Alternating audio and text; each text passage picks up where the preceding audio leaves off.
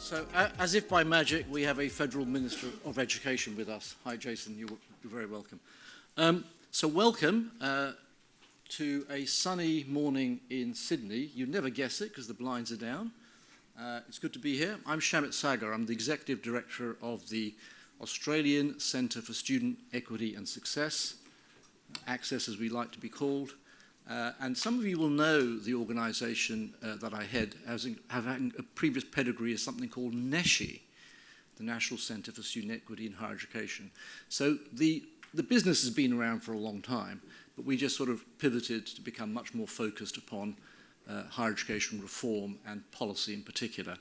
I'm not going to take up too much time right now. You'll hear from me in a short while. I want to first of all begin by welcoming or asking indeed Uncle Harry to come up and share with us an acknowledgement of country to begin with.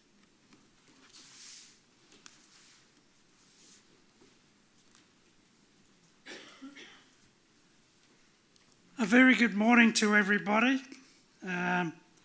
Honourable Jason, Clare, other distinguished guests, ladies and gentlemen. I would like to thank Western Sydney University for inviting me for the Acknowledgement of Country for today's very special event, and also to acknowledge the University for their recognition of the Aboriginal and Torres Strait Islander peoples, nations and clans across this great land of ours. It has been through this recognition that has given us all the opportunity to better understand our very own country's considerable natural and cultural heritage. May we come together to acknowledge and pay our respect to the Cabajal clan of the Darug Nation, the traditional custodians of the land on which we meet, and on behalf of the custodians, may I extend a warm welcome to you also. I would also like to take this opportunity to acknowledge all our elders, both past and present, who over time have ensured that our culture, history and stories are passed on for safekeeping to the generations that will be following. As we have all journeyed through time, I would certainly like to give recognition to those of you who have joined hands with us to ensure that we continue to move forward on the path of reconciliation. May we continue to move forward with the goodwill that has been passed on to us, and to continue to respect and listen to each other, and being receptive to new ideas, and certainly acting wisely so that we can continue to build on this heritage by sharing this knowledge and goodwill with all those that have joined us and embraced our wonderful country. I am sure that if we continue to come together across this land, we will continue to be enriched. Once again, my sincere thanks to stand before you. Have a good day.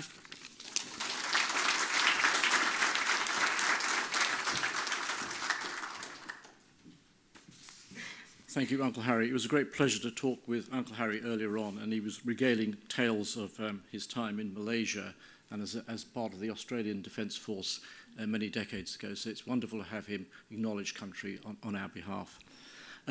Now, let's turn to the agenda. There's so many things we could say, but the most important is, and I think those of you who were there will probably remember, that about a year ago, and I think if I calculated exactly, it's probably about 51 weeks ago, a year ago next week, in other words, that the Ministerial Reference Group was meeting, I think in that side of the room, not this side of the room. I'm going by memory. I was a newbie. I'd sort of been hustled onto a plane by John Phillimore, the Deputy Director of the Centre, and said, you need to go off and talk to people who are talking about the Accord. And actually, you know, here we are a year later, there's an Accord, interim report, final report, a government response to it, and so on and so forth. You obviously know that, but it's nice to see that kind of arc developed, whereby there's something, as it were, to get stuck into. So real agenda of proposals, actions, aspirations, and so on and so forth. So that is a huge effort. So acknowledgement and testimony to whoever's been running that, Mary and her ill-disciplined colleagues, Barney and others. So well done on all that. But that's another way of saying, of course, that the Accord is quite a big deal, isn't it? It's about Australia putting its mind to something that's terribly important, which is about upskilling itself and getting ready. It needs to get ready for the global knowledge economy. There are very many, almost all rich industrial countries around the world have been putting their mind to that particular task for some period of time. And Australia is really part of that international conversation. It's less of a what and it's more of a how. And you can see the proposals and the actions in the Accord yourself. But also, because we're a centre that's focused not just on higher education, but the role of equity, otherwise known as fairness, people from non-traditional backgrounds, underrepresented backgrounds getting a fair crack at participating and, as important, succeeding, and as important, getting the labour market returns of being a graduate. All those things are something the centre is acutely focused upon, and many of you, of course, are highly sympathetic, in fact, involved in much of our work. Expanding higher education and baking in student equity are not necessarily the same thing. You could do one without the other. And I think the vision of the government clearly has been to make sure that we do both at the same time, these boats sort of rising at the same time. So a lot of our discussions are about things in the Accord or things that come out of the Accord and the government's response about how the big levers will make that happen, but also the smaller levers and the package of things, particularly that were announced exactly a week ago. And the second reason why this is all important, I think, and I'm just, sort of basically, riffing off what the Minister said previously, is that there could be an implicit danger that you upskill, have everyone in, or lots of people in graduate level sort of jobs, as it were, and qualified. But unless you sort of really think hard about what it takes for people, young people often from non-traditional backgrounds to get into university, you could have a danger of people just being left behind. Australia sailing off into a highly skilled knowledge economy, but actually just people falling further behind. There's quite a lot of communities that are actually not connected to our higher education economy as we speak. You could be very dramatic and call that the ingredients of an underclass, but it may feel like that if you're disconnected from universities and the knowledge economy. And so it's quite important to think through what it allows people to participate and succeed. And that's actually in the Accord, but there are things that fall out from that. And this all takes place in the context of 20 years of substantial growth in higher education. It's a big industry, it's a big sector compared to what was existing 20, 25 years ago. And that growth has been much more, if you want, unmanaged. It's been where it's taken place. And I think the agenda in the future is, to coin the expression from the Accord, a managed growth model, and to make sure that the equity dimension is sort of factored in early on rather than a sort of step you take, in a sort of retrospective sense. So all those things are in your mind. We've convened this some time ago to take place shortly after the budget announcement. Everyone in this room has had plenty of time to digest what's in the final report, what's in the government's formally adopted report, of government, as it were, the things that they're going to go with and things that they're going to build. And what we're hoping very much is that there will be a curated, informed discussion taking place as broken down by the particular panels and topics that we're looking at. We've got particular issues around finance, particular issues about regions, and so on and so forth. So there's plenty of opportunity to hear from, quiz, interrogate, agree, disagree with all the people who've been sort of playing an active part. But I'd also like to think that people have an opportunity to leave, in 2 days from now, having got it off their chest. If you've got things you want to say, it's not that one's running the Accord forever and ever, but the point is there's still many things that are important to make sure that the Accord agenda is implemented appropriately. At the end of that, I hope very much that we have what we would call a kind of better shared understanding of the higher education plans for the future, and specifically the student equity part of it. Thinking cleverly, astutely, and in a timely way about the big levers and the small levers that actually give disadvantaged, non-traditional participants a crack at being part of that higher education economy, and as I said before, one that's going to be growing and connecting Australia to the global knowledge economy. If that's the future, there's quite a lot at stake in terms of getting those things quite right now, and I hope that we have that better shared understanding. That's all important, and I'll close in a moment, because a better shared understanding is just a jargonistic way of saying that if we have disputes about what we're trying to achieve in all of this, it'll be quite difficult to implement the things that are implementable. Look at the work, for example, just of the centre that I lead. It's a small part of the puzzle, But as a What Works Centre, it's very important that we have large-scale agreement across lines about what is we're trying to implement, what we're trying to achieve, because you want to know what works within that. We can only focus upon that aspect of it. You'll know the centre. I won't sort of take you too long into what it's doing, but I mentioned earlier on it's become a What Works Centre. We work very closely with 39 universities. I use a slightly flippant way of describing it and saying that it's like presenting Vice-Chancellors with a silver tray of good things that will show what's working and things that are not working, so their investments are better tuned in the future. But that really can only happen through the research that we do, the policy work we do, the data program that we run, the trials and evaluation, which is very innovative in the UK, from the UK and elsewhere too in Australia. All of that agenda is really quite difficult to pull off if we're all pulling apart and trying to do different things in terms of that future higher education sector. Anyhow, that's, I think, important. A tiny bit of housekeeping, and I'll hand over to my colleague Ian in a second. Exits must be that way. The toilets, do we say loos in Australia, Jason? Dunnies. The dunnies are that way. Thank you. You're making Australian out of me yet. Next, I'll start swearing. And then lastly, we are organising this by you looking at your lanyard, pointing your camera on your phone at it. One of these QR codes takes you to the combination of the programmes and the Q&A facilities. So that will take you to a world called Slido. I think it's self-explanatory. For those of you who don't Slido, is that the exact sort of verb? There's always your right or left hand you can put up. We'll catch it, and a microphone will get to you when you get to interrogating different panel members as today and tomorrow wears on. With that, I'll leave it. I'm going to hand over to my colleague, Professor Ian Lee. He's the Director of Research and Policy at the Centre, and he'll take you through, well, just wait and see.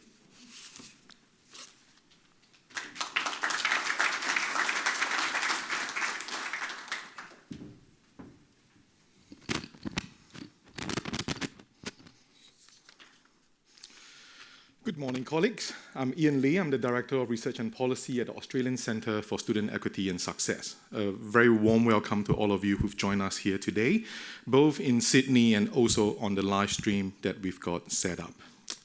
I'm very much looking forward to the exchange of ideas that will be happening in the next 2 days as we go about discussing various issues in higher education equity and from the Accord.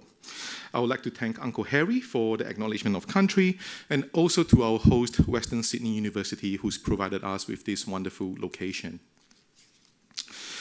So the title of our symposium is Access, Achievement and Accord, and that tells us what the focus of the discussion over the next 2 days are going to be. The Australian University's Accord Final Report was released in February. For anyone who might be in any doubt about the importance of equity in the Accord report, the word equity was mentioned 208 times in the report. The federal budget that was released last week has also started to address some of these Accord recommendations. Why is equity important? From the perspective of the individual, higher education is associated with better opportunities, better life, a better well-being, among other things. And from a societal perspective, a better educated population is more economically active, they're healthier, they're happier, and there's a lot of other benefits that accrues from education and higher education. So the opportunities to participate in higher education should be available to as many as possible so that the benefits can be enjoyed by as many as possible. But it's not a straightforward task. There are challenges in delivering on equity. The Bradley Review that many of us would remember from 2008 set the laudable target of 20% of domestic undergraduate students from low socioeconomic status be enrolled by 2020. Since the years of the Bradley Review, there were some progress made, but the low socioeconomic status share was about 16.5% in 2022, which was also the historic average in the 10 years leading up to 2022. We have to bear in mind that this was achieved in a decade where there was a massive expansion in enrollments due to the demand-driven system. And even though equity practice and policy came to the fore, this was a lot of it was really driven by the demand-driven system. So we have to remember that equity is a relative concept. The higher education sector is complex. The challenges that we face are multifaceted, and they will require multifaceted solutions. Anything that we do to go towards the aims and objectives will also have to be linked by a common vision and requires the unity of the sector. Increasing participation and access to students from equity backgrounds is only the first step. We do need increased efforts and resources for greater achievement in student outcomes across the higher education life cycle. So in addition to strategies to boost participation and access, we need strategies to boost academic outcomes such as retention and completion, and also outcomes beyond academia such as employment. It's not an easy feat given the evolving nature of higher education. Students have changed, their demographics have changed, their characteristics have changed, the way that they learn and consume education has changed.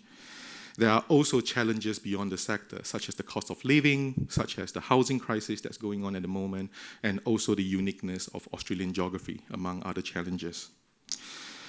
But I'm pleased to say that we've got an amazing lineup of speakers over the next 2 days. This morning, we have the Minister for Education, the Honourable Jason Clare MP, who will share with us his roadmap for higher education in Australia and equity reform. We have Dr. Omar Khan, our international keynote, head of TASO, who will share the UK experience in advancing on student equity in the closing keynote for today. We have the Shadow Minister for Education, the Honourable Sarah Henderson MP, who will be giving us her vision for Australian higher education tomorrow morning. And we have Luke Sheehy, CEO of Universities Australia, who will be giving the closing keynote on what is needed for Australian higher education equity. We've also got 4 fantastic panels over the next 2 days. We've got the morning panel session for today on the road to reform from the Accord, and then the afternoon panel on what is needed to achieve equity targets. And tomorrow morning, we have a panel on how to achieve student success. From a student-focused panel, we want to hear from the students themselves on what success means to them and how we are going to achieve it. And finally, but not the least, we have a panel on how we will be funding and resourcing this ambitious equity agenda.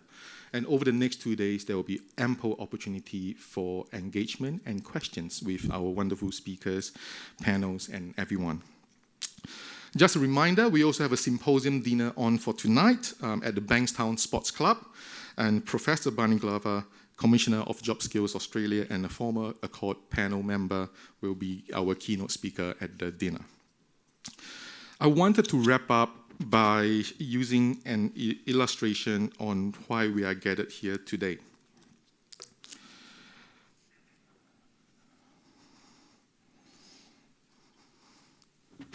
So I've got 2 pieces of rope in my hand. And of course, what they actually stand for are the differences in educational opportunities and outcomes for the Australian student population. Okay, and what we are hoping to do over here is actually equalize those outcomes. Okay.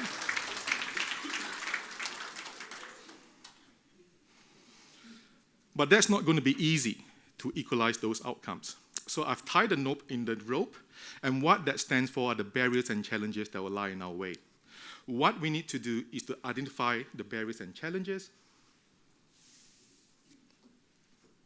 and remove them.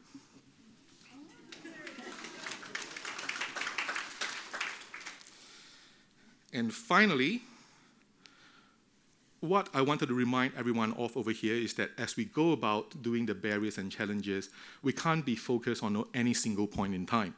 But we have to be mindful and take a holistic view and look at all points along the higher education life cycle.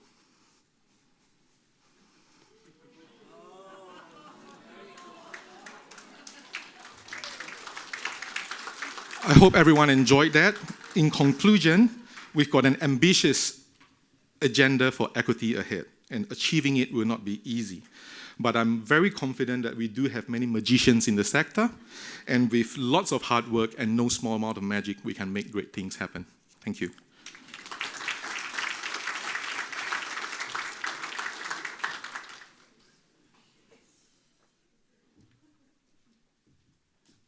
How does a director, how does a minister follow that?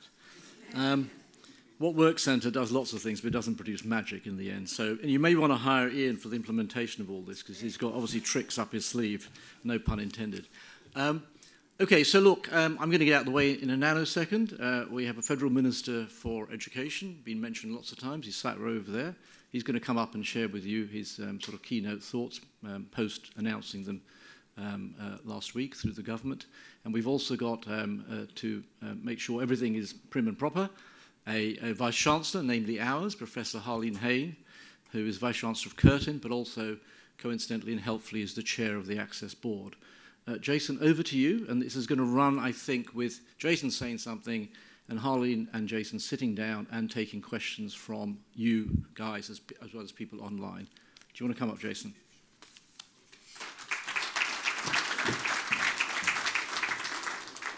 Morning, everyone.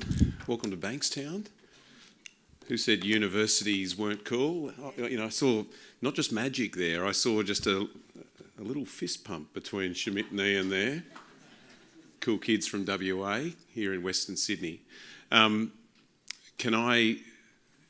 Harry's just left us, unfortunately.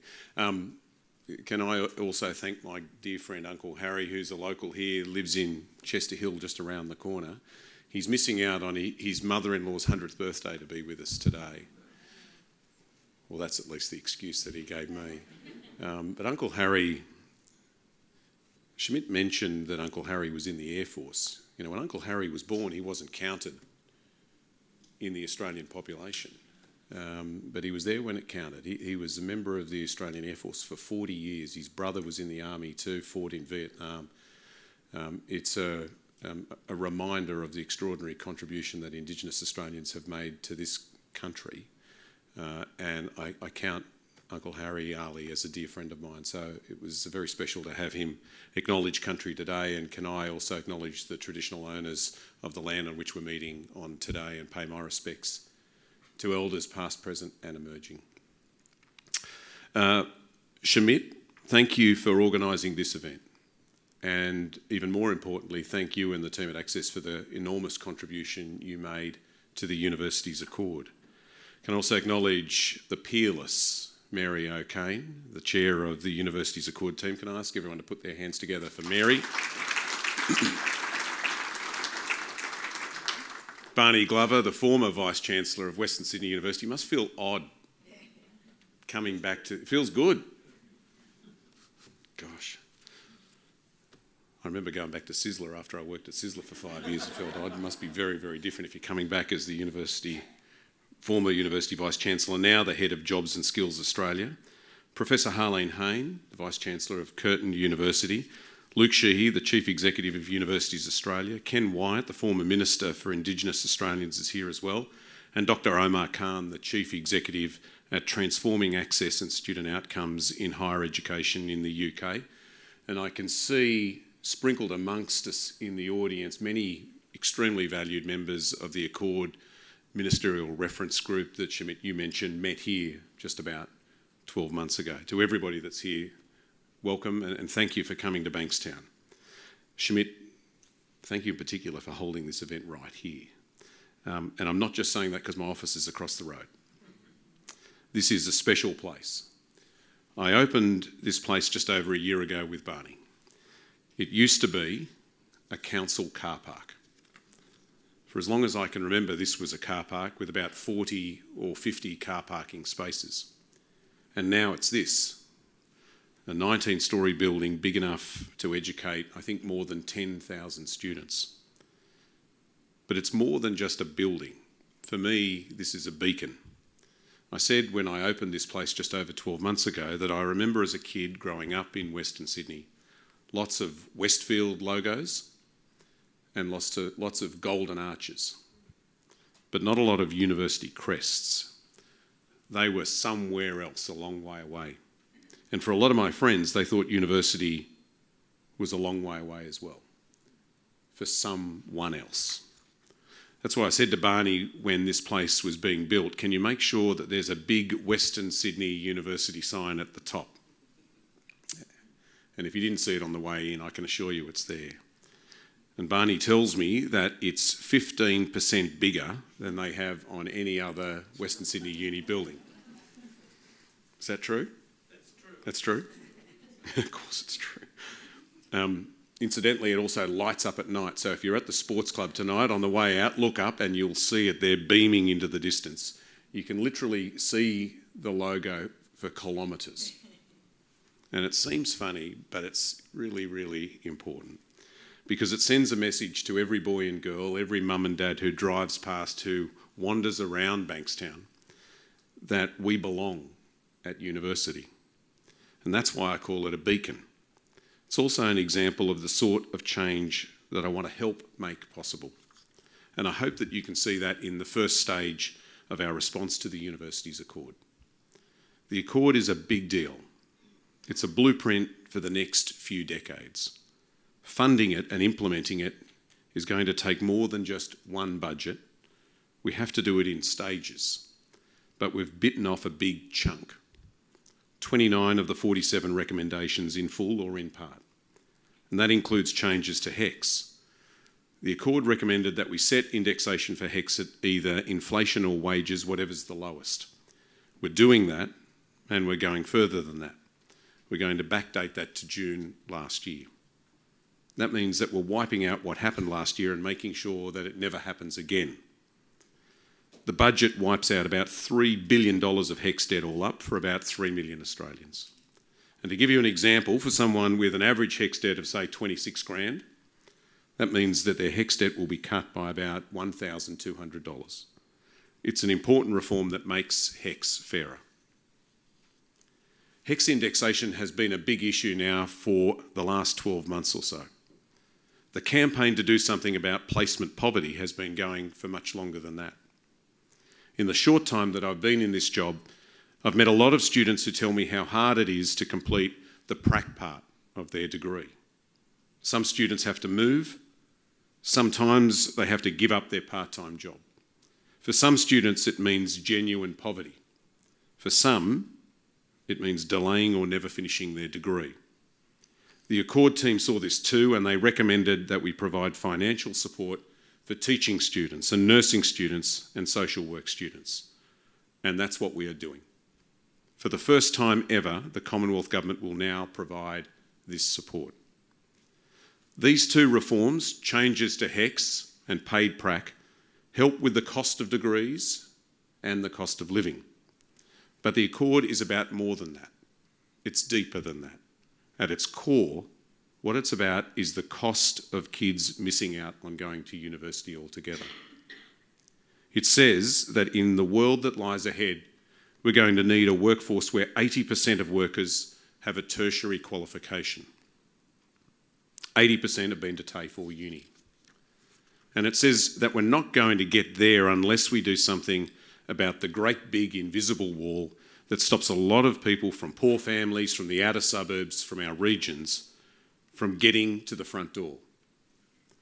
In the budget, we signed up to that target and the first steps to get there. Part of that is uncapping fee-free university-ready courses right across the country. Lots of universities offer these free courses. Not many do it better than Newcastle. They've been doing it now for 50 years.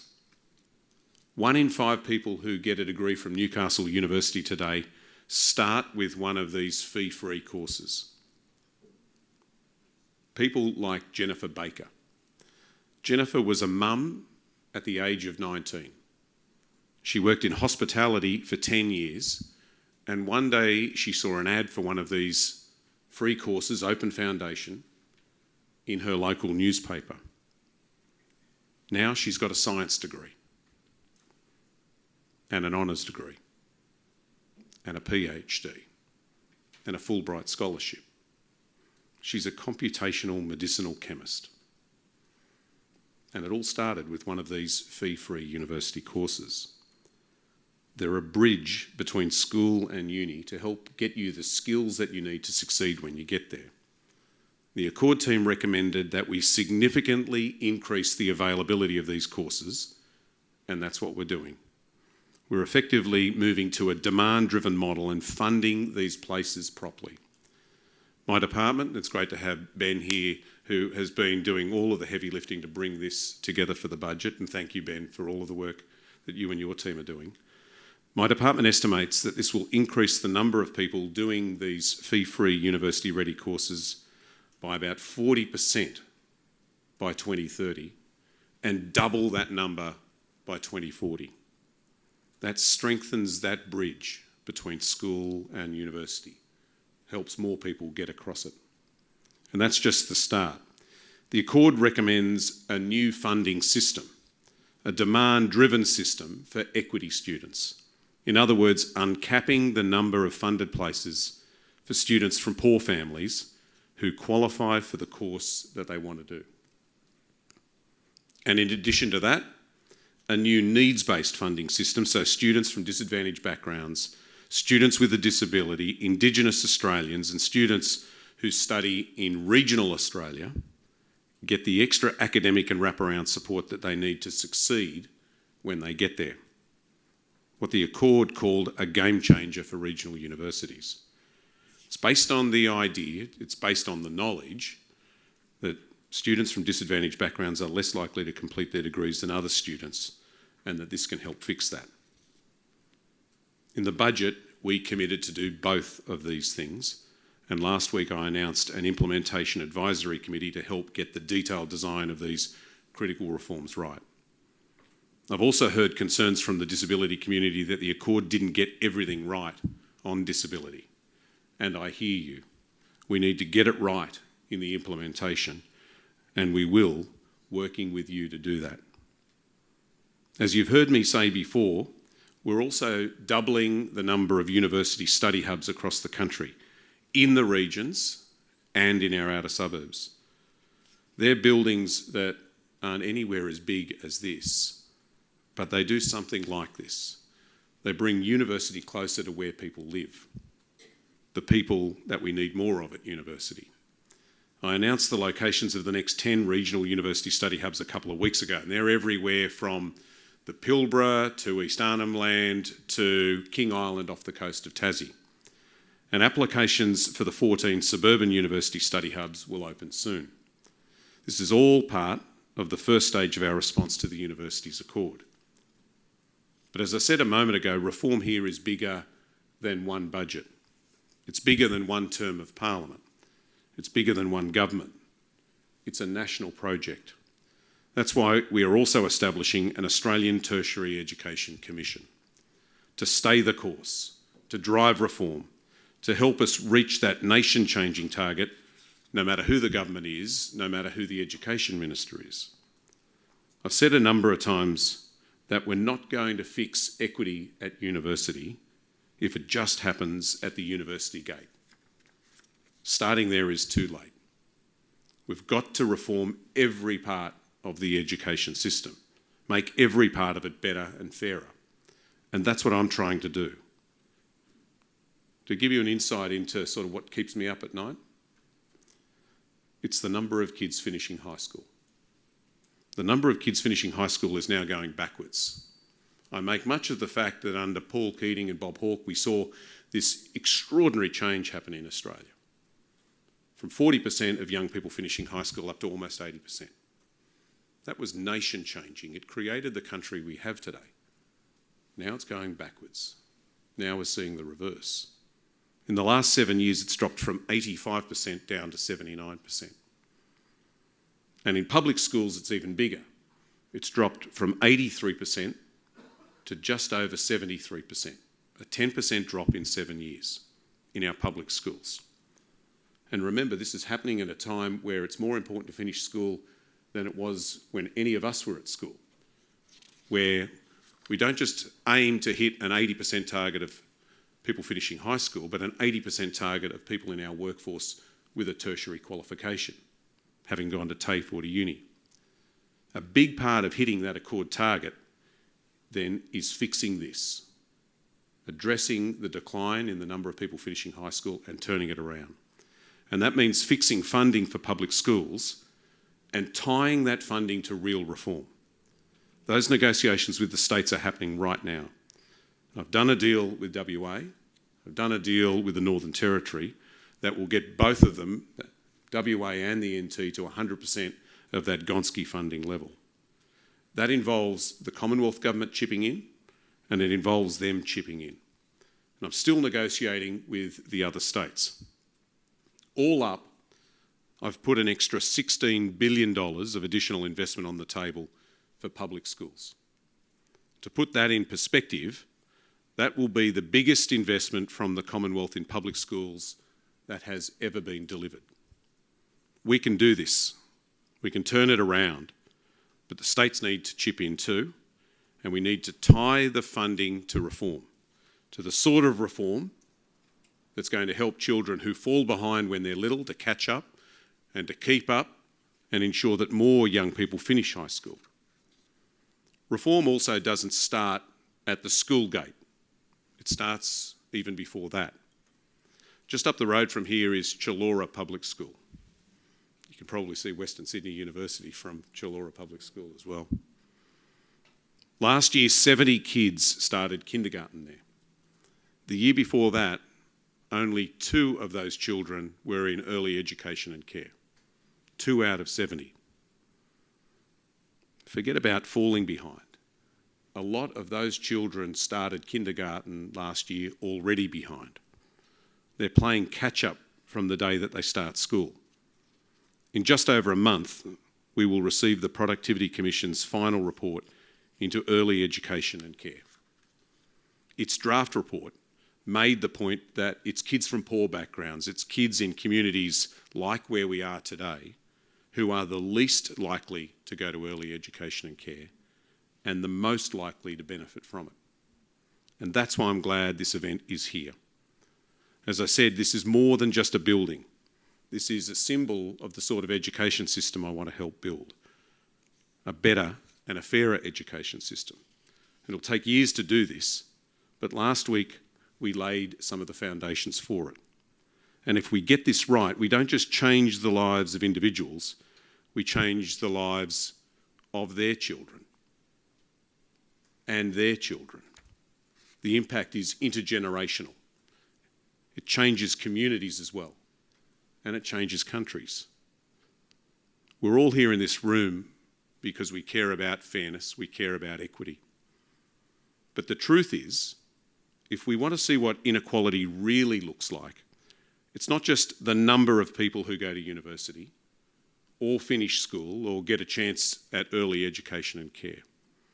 It's even more basic than that. It's the number of years you are likely to live. In Vaucluse, 36 kilometres to the east of here, the average life expectancy is 86. In Mount Druitt, 36 kilometres northwest of here, it's 70. 16 years less. The average person in Mount Druitt lives 16 years less than the average person in Vaucluse. In the same city, about an hour apart on a good day.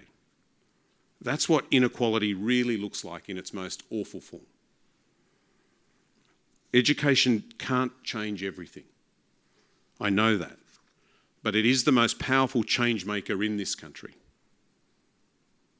2 years ago tonight, the Prime Minister took to the stage not far from here at the Canterbury Hurlston Park RSL. And that night he spoke to the nation. He thanked them for the trust they'd placed in him. And as he ended his speech, he talked about what Labor governments do. What he said they have always done. He said they open the door of opportunity for more Australians. And he promised that he would open it a little bit wider. That's what we're doing in the Accord. That's what we're doing in the budget. Opening that door a little bit wider. It's education that does that more than anything else. It makes us a fairer country and a better one, and helps to turn the country that lives in our imagination into something real. Thank you very much.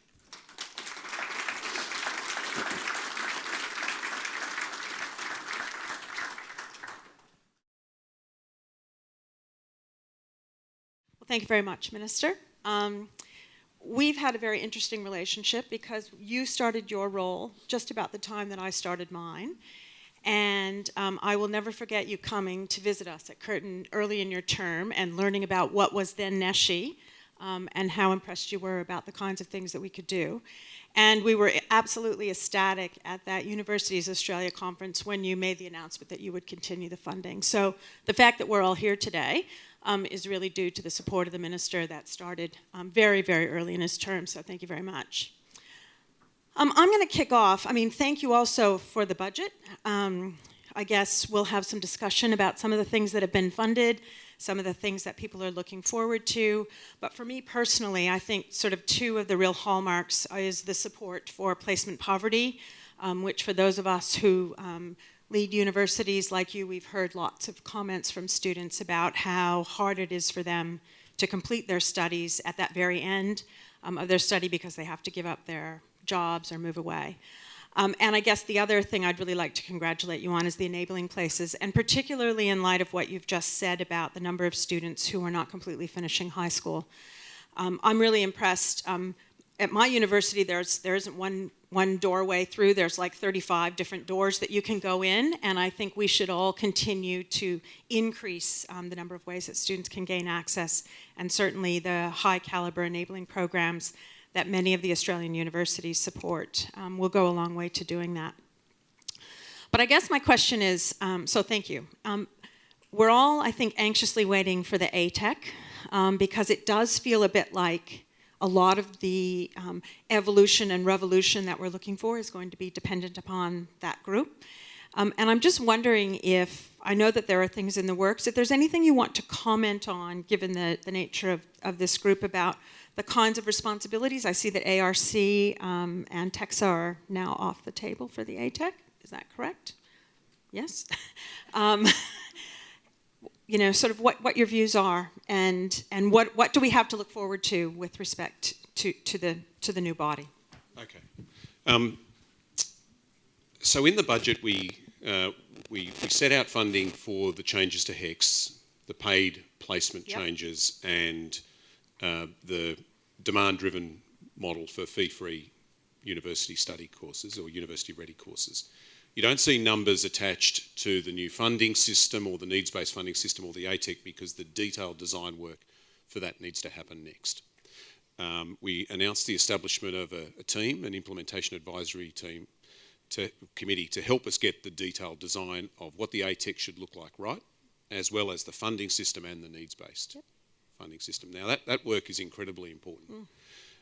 I'll need to introduce and pass legislation to deal with the HECS changes, the paid prac changes, as well as the fee-free university study courses this year, so that we can get the fee-free study courses rolling out at a bigger level next year. The work on the design of the ATEC will take a bit longer. I think if I remember right, and Lachlan will tell me if I'm wrong, the idea is the ATEC starts from around about the 1st of Jan 2026. Ben's nodding as well. Okay, so they're a bit right. So we're giving ourselves a little bit more time to get the design right. If this is a body, a commission, whose job is to help steward the sector in the long term, drive reform over the course of multiple governments, then we've got to make sure we get the structure right. Ideally, design it in a way where we achieve bipartisan support. Because I want this to be something that outlasts me, outlives this government, is something that will help to implement the Accord over the next 2 decades. So on the point made about the ARC and TEXA, I think the intent is start small, grow over time. There's the capacity to iterate and change over time to make sure that you get the sort of ATEC that we want. One of the big questions before us as we contemplate the design is what role it plays in tertiary education, in vocational education.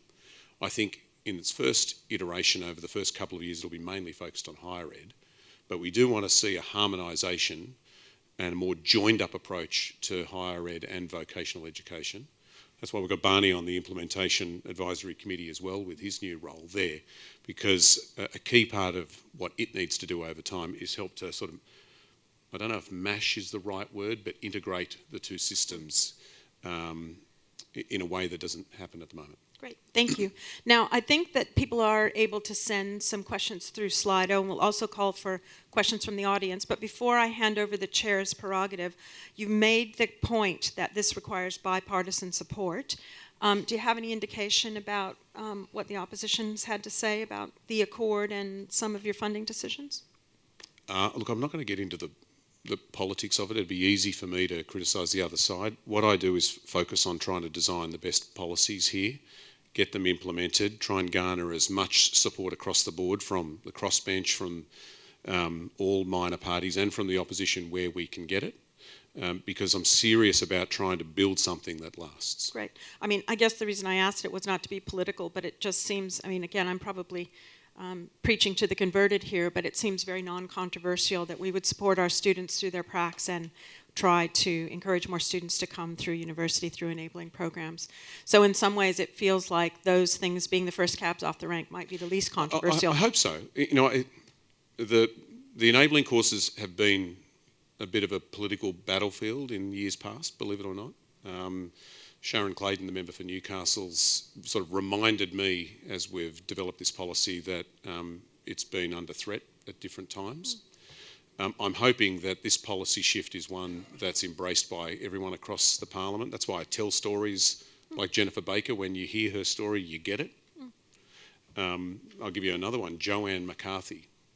Now, may not be a name that sort of lights up everybody's brain to say, I know who Joanne McCarthy is. I can tell you any journalist in the room would know who Joanne McCarthy is. She's the journalist that exposed institutionalised child abuse in the Hunter, won a gold Walkley for the work that she did. Before she became a journalist, she did one of these fee-free university-ready courses, open foundation courses at Newcastle University. If not for that bridge, she wouldn't have got to where she is now. She wouldn't have been able to make the world-changing journalism that she did. So I'm hoping that we do get that support. I'm hoping that Paid Prac has that support too. You know, anybody that's met a teaching student or a nursing student or a social work student and hear them explain why they need it should be instantly understand the practical benefit of it. I'll give you one example. I met a nursing student last week who said they're at university 18 hours a week while they're doing the theory. She works at the local hospital as an assistant in nursing, getting paid to do a job while she's studying. When she does a prac, she's got to go to the same hospital. She's got to stop doing that paid job as an assistant in nursing in order to do 40 hours, a full-time load, to do her prac, because you can't do 40 hours plus 20 hours, but you also need, there's regulated time that you can't be on shift. And for her, she said it sometimes made the difference between paying for parking at the hospital or eating dinner that night. So when you hear stories like that, you instantly get it, you understand how important something like this can be.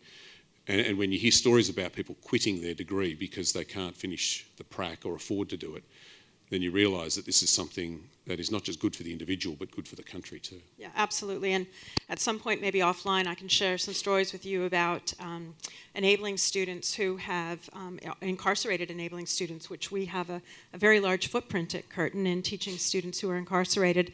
And we just opened a new art exhibition at the John Curtin Gallery this week. And the major muralist was a man who completed his enabling and started his fine arts degree while he was incarcerated, and he's now out and, you know, making valuable contributions not only to the art community but also to his family.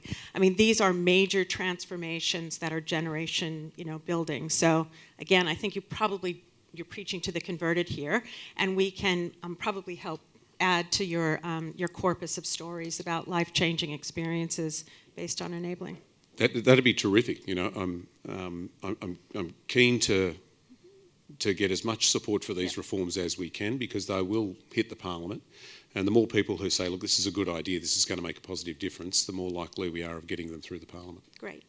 All right. I'll throw the floor open to questions first if people are brave enough to raise their hand. You've made the trouble of coming here, so I think I want to give the folks who are in the room the first opportunity to raise some questions, and we have a roving mic. So if when you get the mic, could you introduce yourself before you raise your question? Hi, thank you. Peter Anderson from Griffith University. I was quite pleased to see that there will be a study into racism into higher education. However, this has been something, you know, if I go back to Berendt and every single review, since then, a lot of the targets around fairness, etc., are all there. However, for those of us who are practitioners within the sector and also teaching, getting more early childhood educators, racism is still rife within our institutions. And so how are we going to combat this? And it doesn't sit with me as an Aboriginal man, as a black face in the room. It's actually, we need to take this on, that racism is not an Indigenous issue. It sits elsewhere. So if I'm not in the room, it's like, oh, okay, well, we'll just move somewhere else. So how do we progress and make this a whole of university or a whole of sector approach, I think? And because I think the findings are too far off, because we know that it exists. But that's just a comment or a question, but yeah. The terms of reference for that work will be broad because they need to be broad. It will look at not just how racism affects the experience of students at universities, but also staff, the structural or systemic problems that exist in our universities. We can't be blind to that. I've spoken to the Race Discrimination Commissioner and he thinks that that needs to be a very important part of the work that they do. I think they're the right organisation to do this because look at the work that they did in the area of sexual violence. Look at the work that Kate Jenkins did as the Sex Discrimination Commissioner in investigating what was happening in universities. That terrifying evidence led to the decision of governments to establish a National Student Ombudsman, and that legislation will come before the Parliament soon as well. So the Human Rights Commission have got runs on the board in terms of exposing things where there are problems and making recommendations to us about the sort of reform that is needed. That was done in concert with student-led organisations like End Rape on Campus and Stop and Fair Agenda that made the case for reform, made that case overwhelmingly strong. And I envisage that this work that the Human Rights Commission does, looking at everything from anti-Semitism to Islamophobia to how racism affects not just Indigenous Australians at universities, but all Australians of colour and international students as well, and looking at not just the impact on students, but on staff and on the structures of universities, has the potential to present recommendations to me and to future ministers and future governments about the significant reforms that will be required. Thank you. Hi, Minister. John Ross from Times Higher Education. Just on the prac payments you mentioned earlier, the students who are arguably most disadvantaged when they're doing pracs, so the students like that nursing student that you mentioned, who have to work to get by, they can't do that obviously when they're doing pracs. These payments are going to be means tested. How can we design the mean testing to make sure that the fact that they go out and earn money just to get by doesn't rule them out of getting the prac payments? And you might have a side chat with Verity because this is one of the jobs I've asked Verity to help answer in the Implementation Advisory Committee. So I mentioned that the committee is going to look at things like the funding model, needs-based funding, and the detailed design of the ATEC. But I've also asked the Implementation Advisory Committee to look at that and make sure that we get the answer to that question right. The department has done some detailed work on what the design features of it should be, but they're not set in stone yet until I'm satisfied that the Implementation Advisory Committee have told us that the means testing model is right. Great, thank you. I think we have a question over here. Yeah. Sorry. Yeah. Thank you. Hello, I'm Cathy Stone. I'm from the University of Newcastle, and I've also done a fair bit of work with ACSES over the many years, really now. I'm sort of harking back to what you said before about inequality starting much earlier than universities. So I'm thinking about schools here. And it's wonderful about the extra funding that's going into the public school system, which is fantastic. But I guess what concerns me is in New South Wales, for instance, there is such a drift from public to private schools and such an enormous growth in private school funding. So we're seeing more and more inequality with private schools becoming very, very wealthy, many of them, and more parents then saving their pennies to send their children to private schools, with the result that public schools are then losing students and then they lose funding. And I have two women in my family who are teachers, a daughter and a stepdaughter, and both the schools they teach at, one a high school, one a primary school, are actually losing funding this year because of fewer enrolments, which again puts the pinch on the school. So I know you can't fix this today, but I'm just curious to know what your thoughts are about what we do about this divide between public and private school funding, which it seems to me to be getting worse and diminishing public schools' capacity to operate effectively. Thank you. Well, so the work that David Gonski did over a decade ago was designed to address exactly that. The problem is that David's work hasn't been fully implemented yet. So non-government schools are funded at the Gonski level. Some are above it and on a trajectory to get down to that level over the next couple of years. Others are just below it and will hit that. So by the end of this decade, every non-government school across the country will be at that David Gonski recognised level of what he called SRS. The problem is no public school is, except for in the ACT.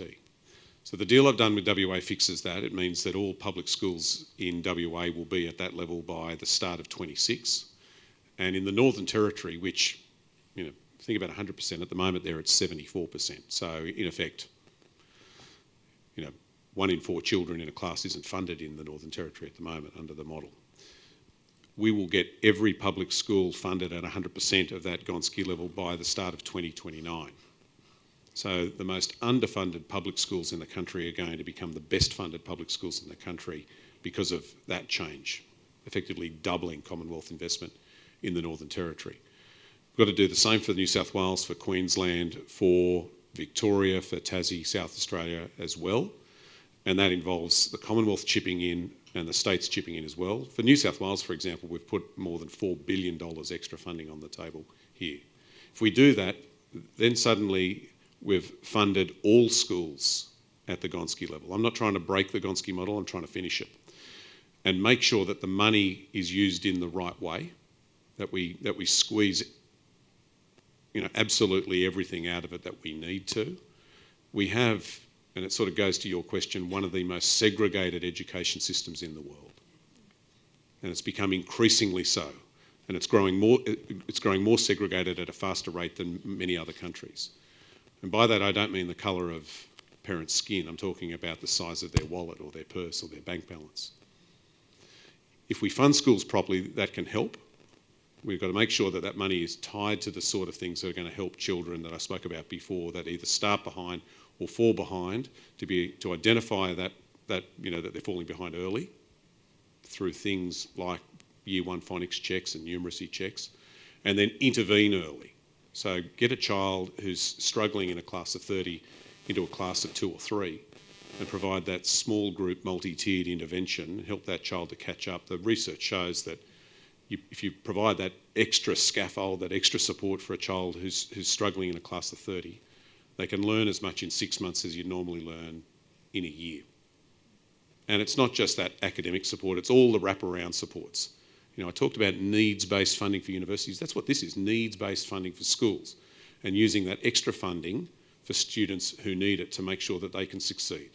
Because just as students at university from disadvantaged backgrounds are less likely to complete their course, it's students from disadvantaged backgrounds in our schools who are less likely to finish school. So provide the funding where it's needed, invest it into the right things that are going to help children to finish school. That means catch up, and as well as those mental health wraparound supports that are so necessary. Thank you. Lucy?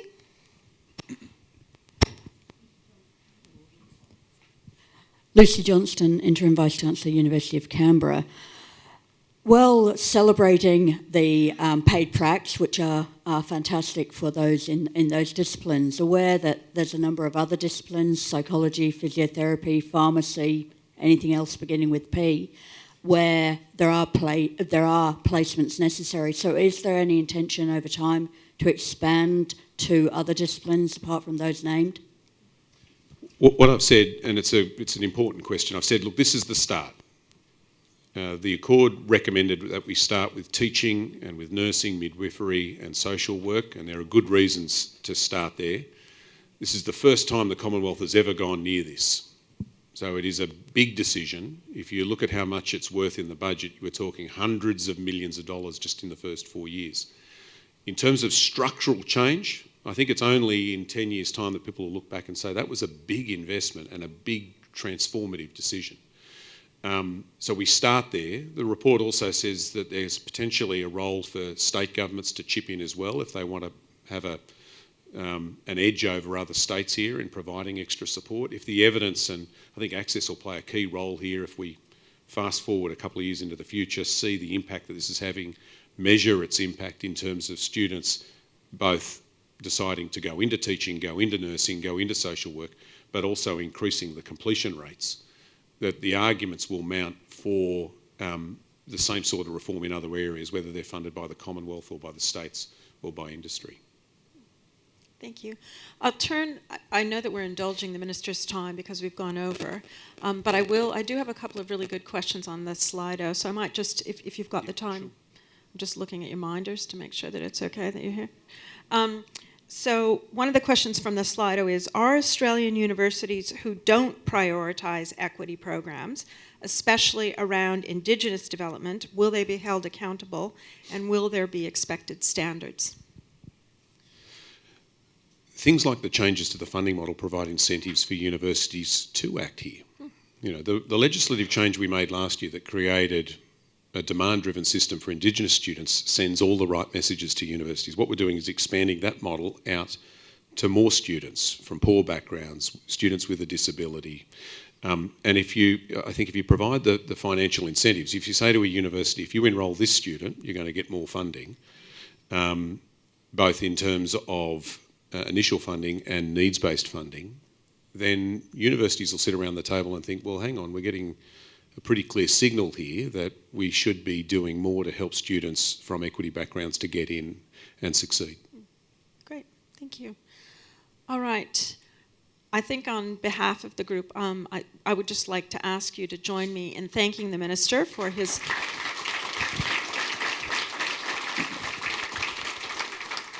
we're really grateful not only for your comments today, sir, but for also for your, your unassuaged support of all the things that we're very much interested in. And I know that many people in this room will be providing the kind of support that you need in order to get these things through. So thank you very much.